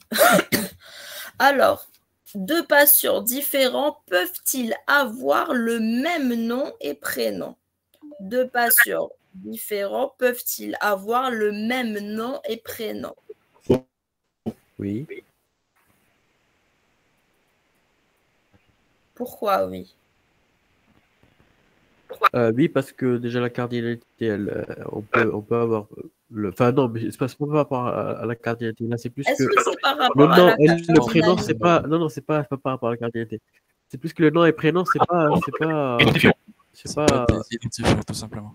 voilà, c'est pas des identifiants. Donc, Du coup, tout ils peuvent. simplement ici. Donc, là, cette question, on peut y répondre en se basant sur l'identifiant. Quel est l'identifiant d'un patient? Numéro SS, madame. Très C'est bien. numéro- Numéro SS. Par conséquent, le reste peut être similaire. Donc, je peux avoir deux patients qui ont le même nom, qui ont le même prénom. Mais ce qui va me permettre de distinguer entre eux, c'est numéro SS. Ça veut dire que je ne peux pas avoir deux patients qui ont le même numéro SS, mais je peux avoir deux patients qui ont le même nom, qui ont le même prénom ou qui ont le même nom et le même prénom. Est-ce que c'est clair? C'est bon? Oui. Très bien. Donc, c'est vrai. La réponse est vraie. On passe à l'exercice 4. Alors là, justement, on vous donne un texte. Donc, c'est généralement les différents types d'exercices qu'on peut avoir. Là, le quatrième, c'est, cette fois-ci, on va vous demander justement de construire. On vous donne un texte descriptif et on vous demande de construire le dictionnaire de données et de définir les entités et les associations. D'accord? Donc, on vous dit qu'un établissement de formation professionnelle désire informatiser son système d'information.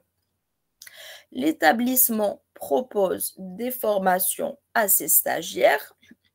Chaque formation est identifiée par un code, un titre de formation, date début et date fin. Les formations sont organisées sous différentes spécialités, commerce, informatique, énergie renouvelable, etc. On enregistre l'identifiant et le nom de chaque spécialité. Pardon. L'établissement offre plusieurs types de formations. Formation continue, cours du soir, à distance, etc. Chaque type est désigné par son ID et son nom. Le prix de chaque formation se diffère selon le type de formation, mais reste le même pour toutes les filières. Il manque un S à toutes. Le coût à payer concerne la durée entière de la formation. Un stagiaire qui souhaite suivre une formation doit remplir un formulaire contenant son nom, prénom, date de naissance. Pardon. Vous avez il y a Madame Timi. Allô? Salam, oui, bonjour Madame Timizar, je suis en TD. Ah d'accord, donc à 10 heures. Vous commencez à 10 heures, c'est ce que les étudiants m'ont dit. Et donc je connais معاهم. Ah d'accord, après les TP, ça sera à 10 heures. Oui, à 10 heures, vous leur faites TP et ensuite les présentations qui seront notées. Les présentations seront notées, bon, ils vous expliqueront. Il y a des notes que vous donnez et des notes que leurs camarades vont donner. Bon, ils vont vous expliquer le système et après on fait la moyenne des deux. Dans le cas où les étudiants notent aussi leurs camarades. Vous prenez aléatoirement 5 notes, d'accord? Ils vont vous expliquer, c'est ce que j'ai l'habitude de faire avec eux.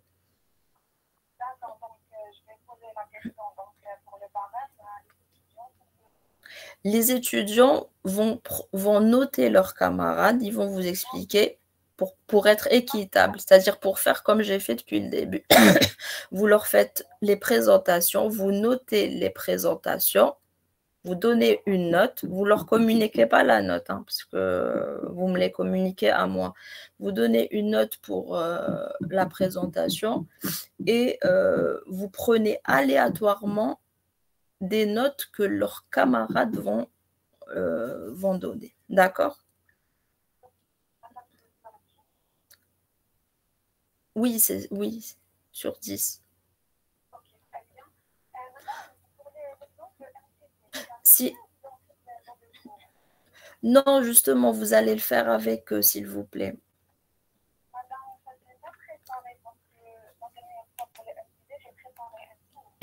Oui.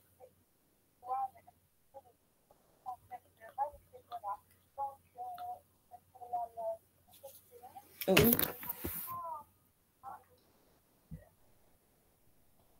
Sinon, vous pouvez le faire pendant vous faites une pause, je sais pas, vous leur donnez 1 heure et demie de pause, comme ça. Oui, voilà, ou le soir, Inch'Allah, vu qu'ils n'ont pas de test aujourd'hui. D'accord. Oui. Vous leur faites la séance de TP, après la séance de TP, les présentations. Voilà. D'accord. Je vous en prie, Slama, bon courage. Au revoir. Allô? Allô? Oui, madame. Oui, je m'excuse. Hein. Donc, bon, vous expliquerez à Madame Timizar, je lui ai expliqué que c'est elle qui vous fera les présentations, parce que moi, là, vraiment, déjà, pour vous finir la séance, là, je ne vous cache pas que j'ai très, très mal à la tête. Bon, je vais essayer de finir ça au moins. Vous allez faire TP avec elle et la suite des présentations. D'accord? C'est aujourd'hui qu'on va présenter? Oui, après le madame, TP. c'est Vous allez après avoir les TP vacances. avec elle. Non, après les vacances, le test. خاطش البارح كي بعثتي لي من قلتي لي après les vacances. Pour le test. Mais pour les présentations, vous ne voulez pas au moins liquider une partie des présentations aujourd'hui? Si. Bon, après, vous voyez avec elle. Moi, je pense que ça sera mieux pour vous de liquider les présentations parce qu'on les traîne depuis longtemps maintenant. D'accord. Oui, c'est vrai, madame. Ceux qui vraiment ne sont pas prêts, ne veulent pas présenter aujourd'hui, je peux laisser après les vacances. Mais moi, je vous conseille, parce qu'après les vacances, vous allez avoir le test. Comme ça, pendant les vacances, vous oubliez vos présentations, vous vous concentrez sur le test de TP et l'examen. C'est mieux, non? Oui. Est-ce qu'on peut bien, lui madame. demander de nous laisser un tout petit peu de temps? Est-ce que vous pouvez lui demander de nous laisser un peu de temps pour revoir le projet? Oui, écoutez, comme vous êtes libre, c'est quoi si vous pouvez, s'il vous plaît, éteindre, j'entends un voice en anglais, s'il vous plaît. Enlever le mic. Allô? Donc oui, je vais lui dire de vous laisser un petit peu de temps pour ceux qui en ont besoin. Ou bien vous lui dites directement que Madame Oufedji nous a dit OK pour le temps, d'accord? D'accord, merci beaucoup. Mais de toute façon, vous allez avoir avec elle un TP. Bon, vite, parce qu'il nous reste 15 minutes pour finir. Donc là, à partir d'ici, on va définir le dictionnaire de données. Dictionnaire de données. Donc, quand vous lisez ce texte, quelles sont les données que vous pouvez extraire? Qu'est-ce que vous allez extraire? Vous allez me cibler les mots importants. Donc, Les entités. elle propose des formations de stagiaires. Pardon? Elle propose des formations à ses stagiaires. Oui, donc formation. Donc, pour chaque formation, elle a une identité, elle a un titre, elle a une date de début, une date de fin, etc. Voilà, donc on a déjà stagiaire aussi. Stagiaire, ça va devenir une entité. Donc, on a formation stagiaire, comme on a dit. Ensuite, qu'est-ce qu'on a? Chaque formation est identifiée par le code, le titre, le début, donc la fin. ici, le code. Vous voyez comment on va extraire ce dont on a besoin. La date début, date fin. Ensuite. Il y a aussi la spécialité. Très bien, spécialité.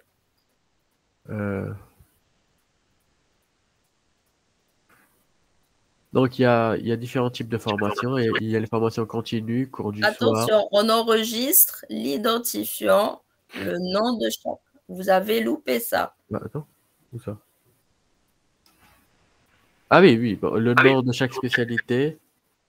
Attention, voilà l'identifiant, le nom de chaque spécialité. Donc, Ensuite, madame, la spécialité, ça devient une entité. ben oui. Du coup, il y a la formation, c'est une entité seule, et la spécialité, c'est une formation, c'est une entité. Ah, là, vous venez de mettre le doigt sur quelque chose d'important. Pour l'instant, regardez, on va, comme on dit, être pour l'instant, on va être bête et discipliné. On extrait tous les mots-clés, d'accord? Et après, on viendra sur l'analyse pertinente que vous avez dite, D'accord. d'accord? Madame, le prix de formation. Donc déjà, type de formation. Et de formation, oui. Et le Oui, prix de chaque donc formation. Et chaque type aussi, il a son Il dit son nom. ID, son nom et le prix. Oui, très bien. Donc le prix. Ensuite,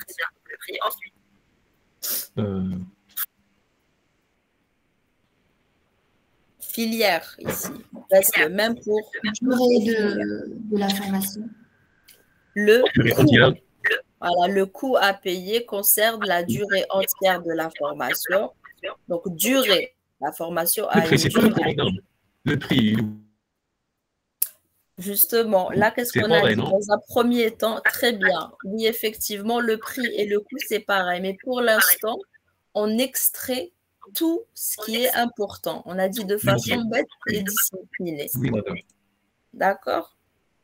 Ensuite, on On a a dit ça. le Donc, nom le Un formulaire. formulaire, voilà, nom, Oui. prénom, date, Le stagiaire, numéro Un d'inscription. numéro d'inscription. Ensuite, On a diplôme, Diplôme. très bien. numéro de série, date d'obtention et Adoption et option. Très bien. Donc là, on a extrait tout ce qui est important. Maintenant qu'on a extrait l'ensemble de ces données, on va justement faire une analyse. Donc là, on va analyser les synonymes, d'accord? Donc, analyse des mêmes noms qui ont une signification différente. Donc là, pour les synonymes, vous l'aviez soulevé tout à l'heure, filière et spécialité, c'est des synonymes, on est d'accord. Donc du coup, on va utiliser, est-ce que vous m'entendez? Oui, madame. Oui. Donc du coup, on va Oui. utiliser un seul terme. Vous avez cité aussi quoi? Prix et Et coût. c'est des synonymes. Donc du coup, Et on si va... on fait aussi durée et date début fin, c'est la même chose. Non, Identifiant là idée. par contre, regardez, date début, date fin, très intelligent. Donc là, c'est à partir de ça que vous allez calculer la durée. Donc du coup, la durée, je peux la calculer si j'ai la date début et date fin. Donc là, vous avez seul, de façon intuitive, donc analysé, déduit qu'il y avait des synonymes. Vous avez aussi des mêmes noms qui ont une signification différente. Regardez, combien de fois, par exemple, on a nom qui se répète, nom, Oui, nom, de quoi? voilà, mais c'est pas, ça fait pas référence à la même entité. Donc là, on a le nom, Voilà. il y a le nom de la spécialité, de la formation et du stagiaire. Bon, spécialité, formation, stagiaire. D'accord? Donc là, il faut analyser, donc d'une part, les synonymes. Donc, c'est à vous de déduire que filière et spécialité, je vais assimiler la même entité, que prix et coût, c'est la même propriété. S'il vous plaît, vous pouvez couper le micro parce que j'ai un retour. Merci. Donc, l'analyse des mêmes noms qui ont une signification différente. Donc, ici, on a l'attribut nom qu'on utilise pour la spécialité, pour la formation pour stagiaire. Et enfin, les calculs. Donc là, votre camarade a évoqué la durée.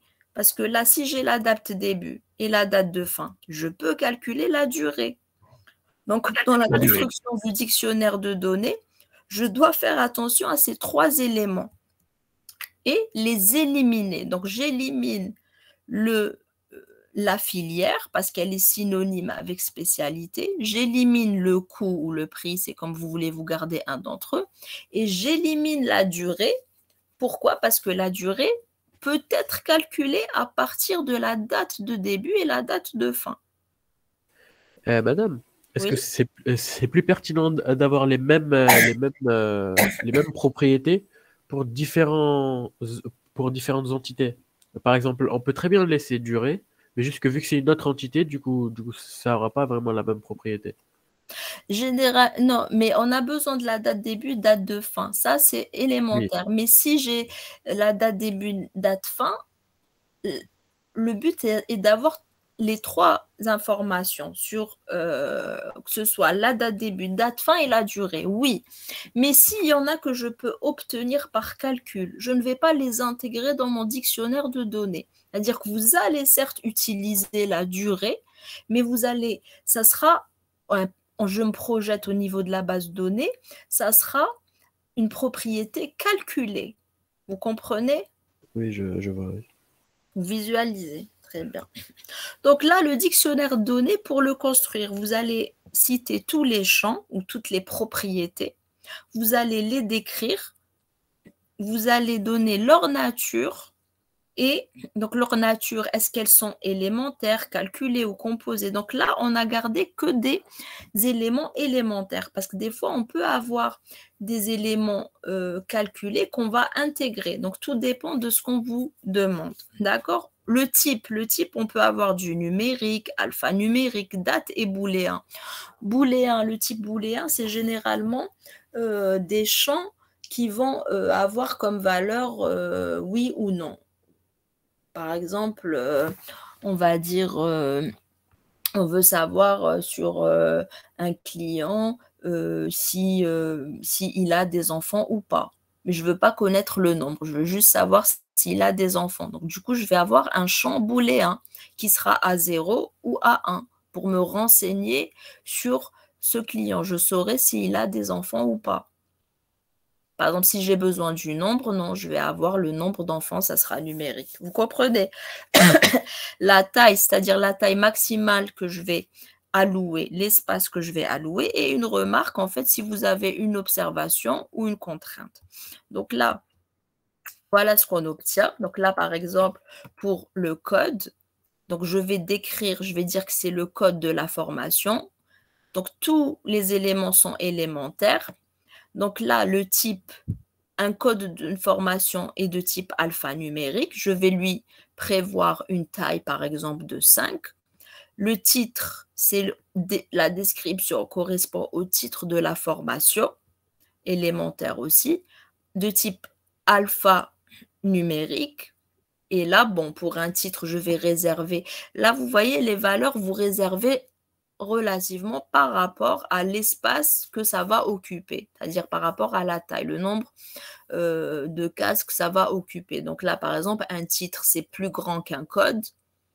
D'accord? Donc, du coup, je vais allouer 50 caractères. La date de début, c'est date début de formation. C'est de type date. La date, on n'alloue pas de date parce qu'elle est de type date. Oui, dites-moi, question.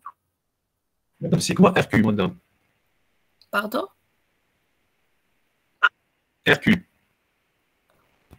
C'est remarque. La case, la dernière. La dernière case, c'est remarque. Est-ce que vous avez une contrainte? Je vous ai mis ici. Est-ce que vous allez avoir une contrainte ou une observation, une remarque? D'accord? Des fois, il peut y avoir des champs pour lesquels on a une observation donnée, une remarque ou une contrainte. OK? Oui, madame. Madame, on a pas une محبينها, madame. La taille, je vous ai dit, symptômes, les تعرفوا على حتى par exemple un nom, il va pas dépasser 25 caractères. Un prénom, il va pas dépasser, voilà, c'est à vous de voir. D'accord? Donc là, c'est Madame, une fois que le dictionnaire, oui. pourquoi la nature est élémentaire? D'accord, madame. Il y a كاين d'autres types تاع la nature ولا كاين غير هادي؟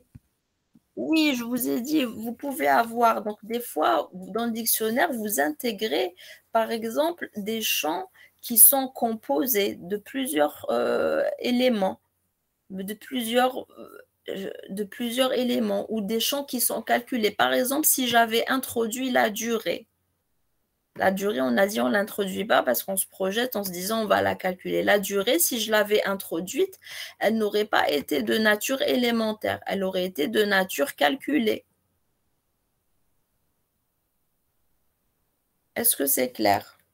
Oui, merci. Très bien.